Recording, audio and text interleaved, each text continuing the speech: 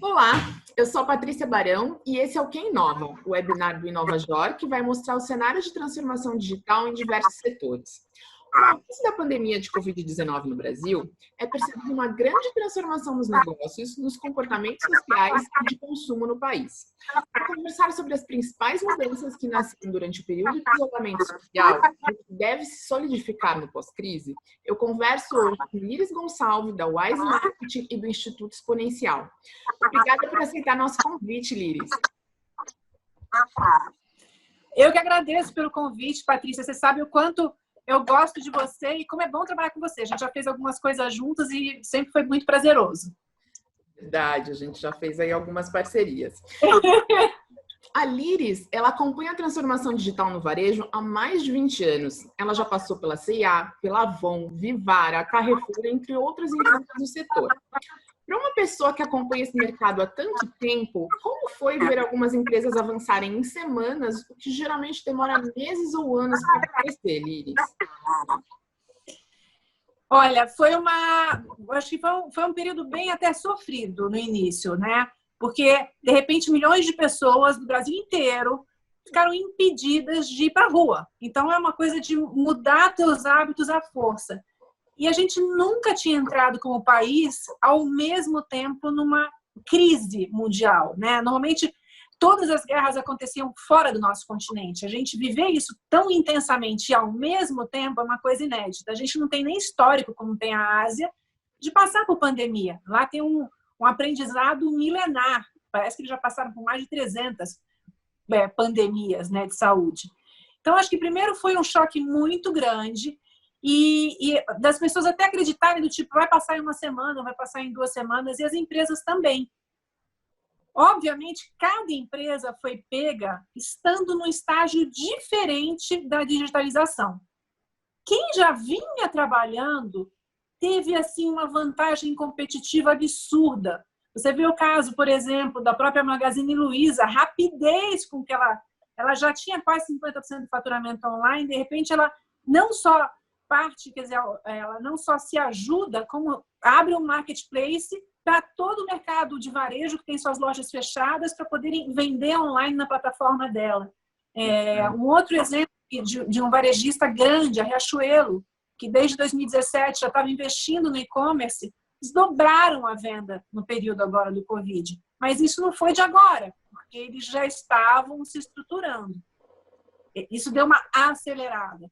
Agora, outras cadeias que estavam ou apenas entrando, que tinham uma participação muito tímida, as que conseguiram reagir, né? Porque as que tiveram justamente essa presença de espírito e também, vamos falar bem abertamente, que conseguiram salvar um pouco de caixa, porque existia um desespero inicial da necessidade de você equilibrar teu caixa, de você negociar com teus funcionários, né?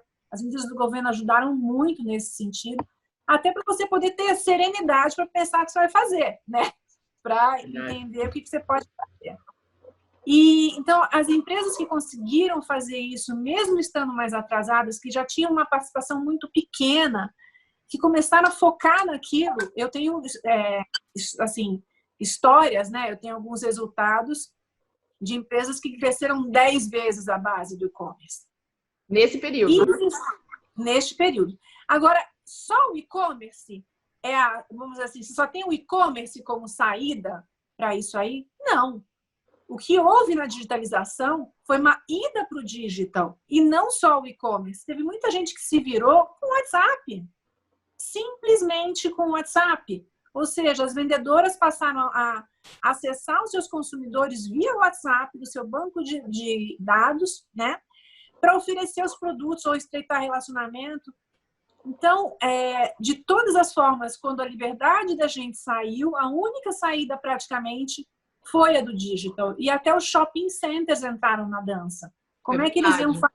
Porque essa questão, por exemplo, do WhatsApp, não foi só o pequeno varejo. A gente observou uma série de lojas, grandes cadeias, que utilizaram o WhatsApp para fazer esse contato e tentar personalizar esse atendimento, ainda trazer a figura da vendedora nesse momento, né?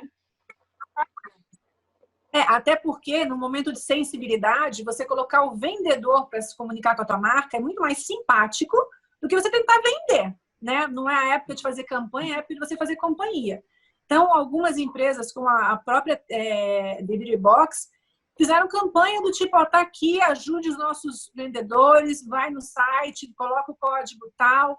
E isso desperta uma empatia, do tipo assim, vamos ajudar a salvar os empregos, ou, né? Isso é uma coisa positiva.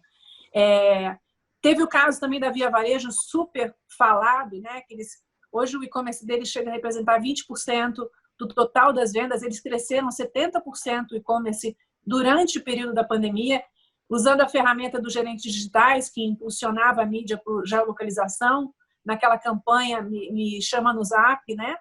Então, cada um, quer dizer, quem conseguiu se virar de alguma maneira, e de novo, seja via e-commerce, seja até via WhatsApp, quem conseguiu fazer essa mudança para o digital, conseguiu efetivamente ainda conseguir vender ainda manter uma venda. Agora, quem ficou parado, este sim realmente está, no bom sentido, perdendo tempo, está dormindo no ponto.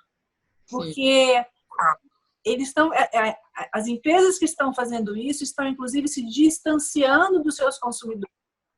Porque os consumidores esperam que as marcas estejam presentes, solidárias. Existe uma expectativa até emocional disso. Das pessoas. Né? Então, das pessoas.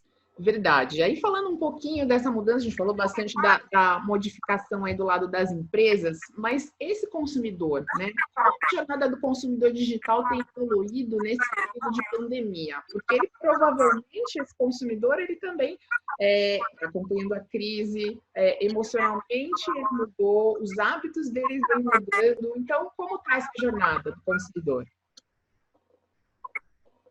Bom, a primeira coisa é que mais gente entrou nessa jornada. Verdade. Muito mais gente entrou nessa jornada. Até porque não tinha alternativa. Eu achei até interessante uma coisa. Supermercado e farmácia continuaram abertos, né? Normalmente. Mesmo assim, houve uma corrida para comprar online, porque as pessoas estavam com medo, estão com medo ainda de sair. Então, a alternativa de receber o delivery em casa fez com que muita gente que, ainda que pudesse ir para a rua porque estava aberto, optasse por entrar no digital. Né? Então, houve um crescimento em alimentos, em remédios, em seguros, em roupas. É interessante porque mais de 60% das pessoas declararam, num estudo, que permanecem hoje, durante essa pandemia, mais tempo online. Permanecem por diversas razões. E como você já está online, 34% dessas pessoas começaram a comprar mais online. E aqui no Brasil, a gente ainda tem um e-commerce com uma participação geral nas vendas em torno, antes do Covid, de 4,4%. A expectativa é que a gente termine o período do Covid, não se sabe quando vai terminar o período, né? Mas que a gente termine o período pelo menos com quase o dobro, 8%. Mas ainda é muito distante dos 20% que já está lá fora. Então, a gente ainda tem um caminho a percorrer. E esse consumidor, por necessidade, ele acabou ou intensificando o hábito, ou comprando outras categorias de produto, ou começando a entrar no online quem ainda não estava. Então, sem dúvida nenhuma, o comportamento do online acho que foi uma das maiores mudanças mesmo da época do Covid. E esse consumidor digital, passando por essa série de mudanças sociais e econômicas, ele cria uma outra relação com as marcas? Quais são os atributos mais observados na hora de pensar em substituir uma marca por outra? Olha, muda sim, porque a gente fica mais sensível, né? Acho que tem dois tipos de sensibilidade. A sensibilidade em relação ao momento de dor, né, de vulnerabilidade, que todo mundo está junto. Então, nosso olhar crítico de não querer que as marcas sejam oportunistas, não se aproveitem da situação, por isso a história da companhia versus campanha é muito maior. Então, você tem um consumidor que sim vai valorizar mais as marcas que estão demonstrando maior empatia. Estão fazendo contribuições, doações, seja de dinheiro, de cesta básica, de tênis para médico, de máscara, de avental, assim, do que for. Seja na produção, voltando sua produção, né, para álcool gel, deixando de produzir bebida, como a Ambev fez, ou a Natura, que começou a produzir também álcool gel para que as vendedoras pudessem continuar a trabalhar. Marcas como, por exemplo, o Itaú, que facilitaram o crédito, né, para os pequenos empresários ou empreendedores. Então, a primeira coisa as pessoas sintam mais sensíveis a marcas que estão acompanhando a dor, que estão tentando contribuir, que estão efetivamente fazendo diferença na pandemia. O segundo tipo de característica, né, que tem neste momento, que faz relevância, existe uma tendência, principalmente nas classes mais altas, na A e na B1, da gente valorizar mais o entorno, o comércio do entorno. Como o delivery aumenta, então você vai consumir mais do teu comércio que está ao redor, que ainda está aberto, né? Então, essa é uma segunda tendência que impacta na escolha. Agora, quando a gente fala de público B2 ou C, existe um comprometimento já grande na renda, porque mais de 40% das famílias ou perderam já o emprego ou tem alguma redução de renda, porque lembra que a gente tem o caso das pessoas que foram demitidas e das que tiveram seu contrato de trabalho renegociado. Então, de qualquer forma, a renda familiar, ela foi impactada. E neste caso, essas pessoas estão mais abertas à promoção. Então, isso explica por que de 25% a 40% dessas pessoas elas estão testando novas marcas. E o mais interessante é que, sim, existe a possibilidade, mesmo quando acabar a pandemia, que se ela provou essa marca e gostou, que ela continue. Então, hoje a gente tem, assim, vamos falar assim, quase que uma polaridade, né? Ou você é uma marca conhecida, relevante, confiável, porque é próxima, ou você vai ter que se virar mais na promoção. As marcas que não estão se posicionando, que estão, como eu falei, estão paradas, que não reagiram, essas marcas vão sofrer mais neste momento, principalmente de escolha, porque existe uma limitação, como eu falei, você está mais em casa, então existe uma limitação de acesso. Quando você tem que procurar no online, é diferente o prazer de você procurar no mundo físico, não é como ir no supermercado, ver a gôndola. Então, você quer uma coisa mais papum, você tem que tomar uma decisão mais rápida. E aí você vai para ou da confiança e segurança, ou você vai para preço. Então, acho que essa é uma mudança, essa é uma, vamos falar assim, isso já existia, mas isso fica intensificado neste momento. Nesse período. E você falou uma coisa a respeito das marcas que estão tentando aí ajudar esse consumidor. Na ânsia de ajudar esse consumidor e até tentando entender essa série de dados que estão disponibilizados sobre como é a característica principal do consumidor nesse período de transformação, muitas marcas elas têm errado bastante também na tentativa de ajudar, né? Então, assim, como não cair nisso, né? Você citou o lado bom, que foram as marcas que conseguiram ajudar, citou aí uma série de marcas, Itaú, Ambev, mas como as empresas podem entender esses dados e realmente ajudar de forma genuína, né? Entender o que o consumidor quer. Bom, tem um caso clássico, né, que circulou por todos os dados, que foi o caso do Madeiro, né? Que foi um posicionamento, eu acredito de verdade na boa intenção do dono, eu acredito realmente na boa intenção do dono, mas foi muito prejudicial para a marca, justamente pelo problema da sensibilidade que a gente está vivendo hoje, né? Então, este é um primeiro ponto. Você tem que tomar um cuidado muito grande com a tua comunicação, mas muito grande. Entender que, assim, o que está passando na cabeça do teu consumidor. E, olha, eu vou falar francamente, quando a gente vai ler os estudos, a gente fala, meu Deus do céu, parece que eles me entrevistaram. Como é que eles adivinharam? Eu também estou assim, né? Eu também estou com medo, eu também estou desconfiado. O Carrefour fez uma campanha dos próprios vendedores limpando o ponto de venda com álcool. Eu tinha amigos que falavam assim, não, eu vou no Carrefour porque eu sei que lá a loja está sendo desinfetada. Então, E estão tirando a temperatura na entrada também. Eu soube que eles estão tirando a temperatura na entrada. Faz toda a diferença na questão de segurança, né? Total. Então, o que não fazer? O que não fazer é desrespeitar este momento, continuar que nem um trator, achando que é época só de preço, preço, preço, vamos embora, vamos lá. Não é isso. Não é isso. Tem que respeitar os limites das pessoas hoje, tem que respeitar as emoções das pessoas hoje, entender as dores que elas estão sentindo hoje. Eu tenho defendido uma bandeira, até puxando para o lado das mulheres, né? Mas eu tenho falado com alguns amigos e tudo, eu falei, cara, tenham paciência com as mulheres que trabalham nas suas equipes, porque ainda tem uma carga maior sobre elas. Aí você vai falar, mas o que isso tem a ver com a marca? Isso que as marcas não estão aproveitando isso. Porque tem uma mulherada que está em casa, cuidando dos filhos, fazendo almoço, né? Fazendo homeschooling, fazendo almoço, ainda tem que trabalhar, porque os que estão em home office ainda tem que reunião. Essa mulher tá... Gente, eu tenho amigas que estão pirando, estão estressando. E as marcas não estão aproveitando isso, de oferecer alguma solução, né? Então, o errado é você desrespeitar esse momento. O errado é você falar aquilo que, de repente, no outro momento poderia passar desapercebido, como foi o caso do Madeira, falar alguma coisa que ofenda, que magoe, né? Que afaste o teu consumidor, porque ele, assim, como existe essa sensibilidade, as pessoas vão ficar magoadas.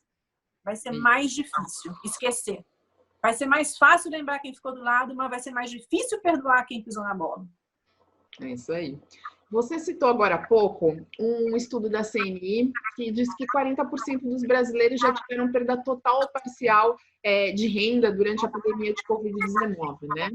A situação econômica do país faz com que as mudanças que ocorrem com o consumidor brasileiro sejam diferentes das observadas em outros países? Pelo que eu, assim, no meu ponto de vista pessoal, sim. Pelo que eu tenho estudado, né, eu também tenho encontrado opiniões que coincidem com a minha. Acho que, em primeiro lugar, nós já somos um país que tem um comportamento diferente. Nós somos mais do convívio social, nós não seguimos muitas regras. Na prática, 70% do retail ainda continua aberto, ou seja, nas cidadezinhas ou nos bairros periféricos, a vida continua. Por quê? Porque os R$600 que, nossa, uau, bacana, foi muito acima dos 200, que passou para os 400 que eles pediram, que virou 600, é super bacana, acho que foi um esforço inédito. Não dá para comparar com o esforço dos Estados Unidos de $4.000. A gente não tem caixa para isso, a gente não tem fôlego para isso. Então, R$600 por família ajuda muito, mas não vai segurar esse povo em casa. Então, a primeira diferença é que a gente não conseguiu respeitar o nosso isolamento. Aqui em São Paulo, o tempo inteiro, a gente conseguiu no máximo 50%, de acordo com a Inloco, né? Com os dados da Inloco, mas no restante do Brasilzão foi ainda menos. Então, a primeira característica é essa. Então, apesar de nós estamos irmanados na dor e no medo, a gente tem uma diferença muito grande de necessidade de dinheiro a curto prazo que o governo não consegue suprir, né? Uma segunda característica que nós somos diferentes é que o nosso consumidor ele vive muito mais no curto prazo. Ele vive muito mais do tipo, vende, né? Vende o almoço para conseguir comprar o jantar.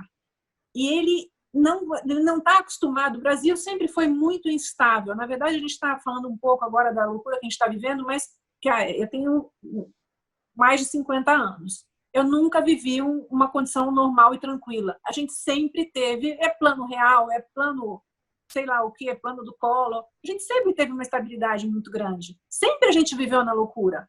E o brasileiro, ele sempre foi muito imediatista. E o nosso povo, em geral, é muito assim, né? E por isso que se ele tiver renda, ou seja, para mim o maior problema vai ser não tendo emprego, não vai ter a renda, e não tendo a renda, vai parar o consumo. Se você conseguir gerar emprego de verdade, o consumo, assim, as pessoas não vão pensar ainda. O brasileiro ainda tem que aprender a se planejar para médio e longo prazo. Ele ainda é muito imediatista. Ele tem, ele compra. Tem bem isso. Estudos. Agora, desculpa, não, pode falar.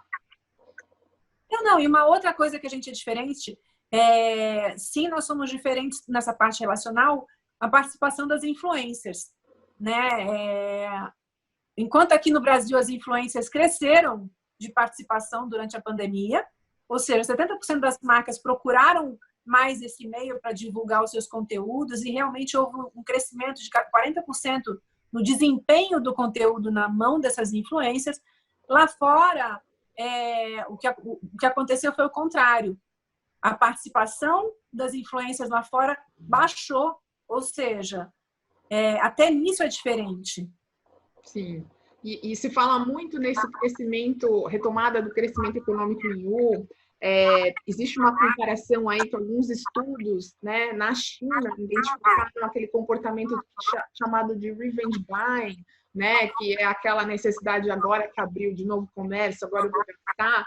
Mas essa condição econômica do brasileiro que você citou, ele até impede que esse tipo de comparação seja feita, né? Eu não consigo enxergar o consumidor brasileiro tendo esse tipo de comportamento. Talvez, como você comentou, as classes A, B, comecem a um início aí de retomada, ainda consigam fazer isso, mas não é um comportamento que a gente pode imaginar e da sociedade, não é?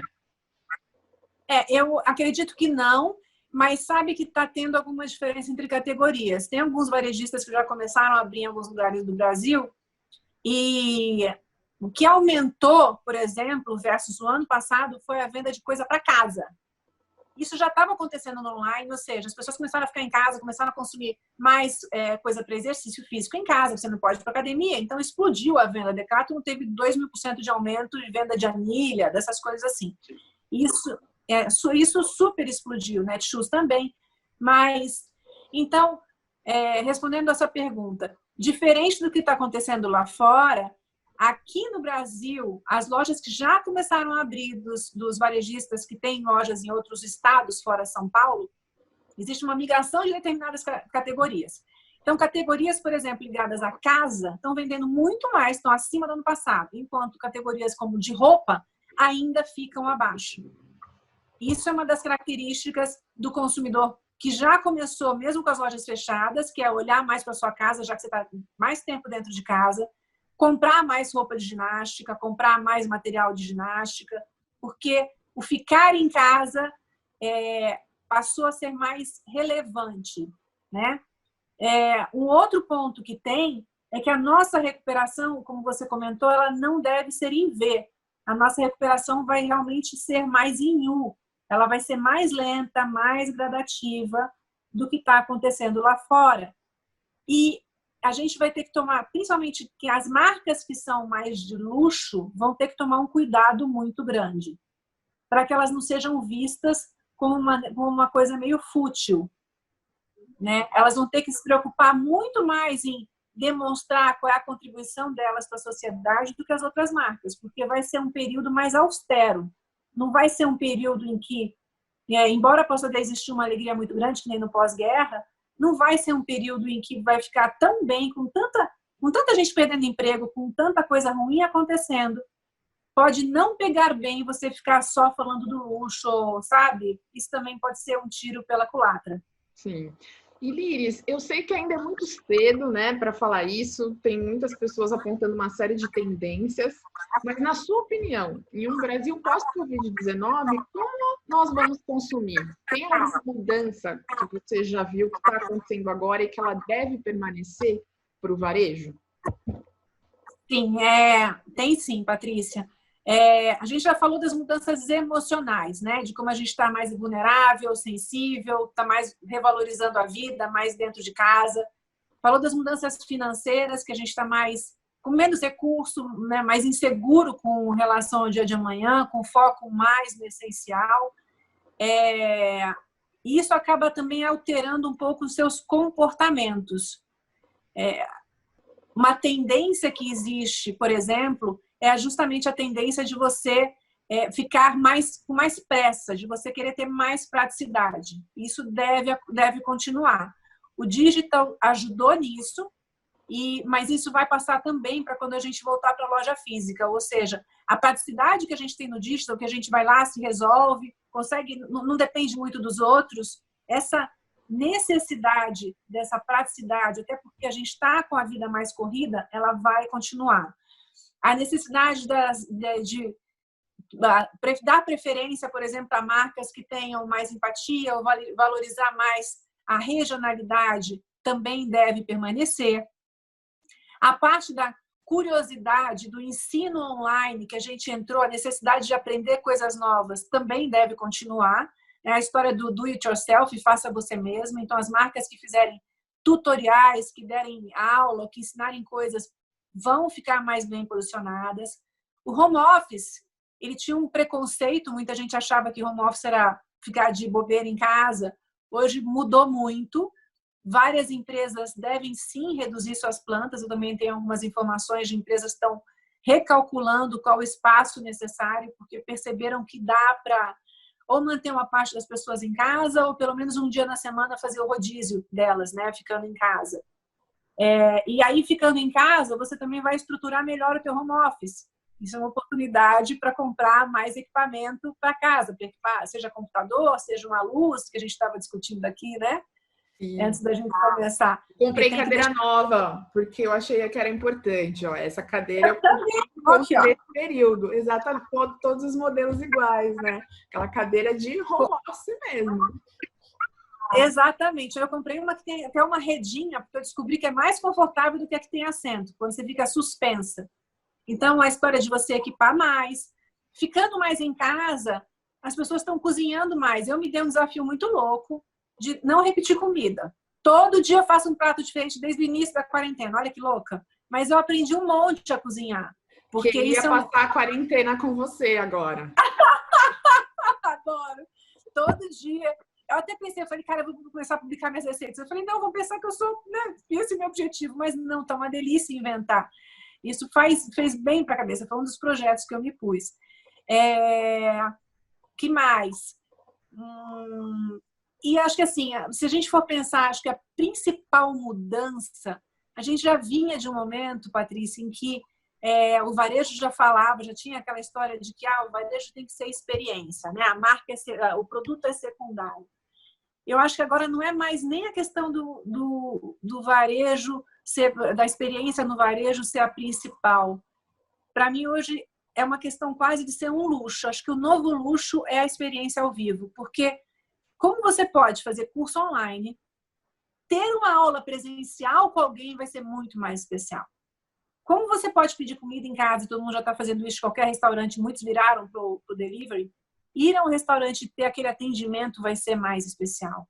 Ir numa loja e ter aquele mimo, ter aquele, sabe, atendimento que tem que ser muito melhor por parte do varejista, do vendedor, vai ser uma experiência especial. Então, eu acho que o ao vivo vai ser premium. Assim, para mim, essa vai ser a principal mudança, porque a gente vai estar mais digitalizado, o que é muito bom pela conveniência, mas a experiência ao vivo vai ser premium. As pessoas, elas vão pensar 2 vezes antes de sair de casa. A experiência tem que realmente valer a pena, né? Tá certo. Tem que ser a experiência. Quem oferecer o serviço tem que ser a experiência. E a gente também vai valorizar. Com viagem vai ser a mesma coisa. Viagem vai ser a experiência. Certo. Liris, muito obrigada pela aula aí sobre varejo que você deu pra gente. A gente ainda tem um longo caminho aí para acompanhar sobre os próximos momentos do mercado, que ainda deve sofrer uma série de mudanças, sejam elas positivas e negativas, mas acho que esses momentos, essas fases vão ser importantes para as pessoas saberem para onde está caminhando todas essas mudanças, né? Obrigada aí pela sua colaboração. Eu que agradeço, como eu falei, é sempre muito bom conversar com você e até as próximas. Tá certo, vão ter outros convites com certeza. E para você que quer acompanhar todas as mudanças que ocorrem no mercado durante a pandemia de Covid-19, assine o canal do InovaJor no YouTube. Toda semana um novo tema para você acompanhar. Até a próxima!